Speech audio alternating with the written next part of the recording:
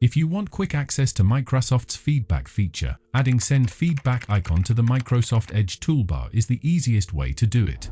In this video, I'll show you how to add Send Feedback icon to the Microsoft Edge Toolbar.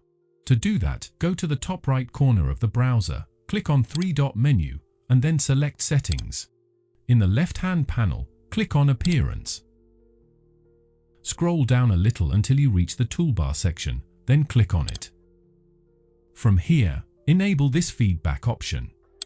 As soon as you enable it, Send Feedback icon will appear on your Microsoft Edge Toolbar. Now, whenever you click on Send Feedback icon, a small pop-up window will appear, allowing you to report an issue or send your feedback directly to Microsoft. So that's how you can add a Send Feedback icon to the Microsoft Edge Toolbar. Thank you so much for watching, and have a wonderful day.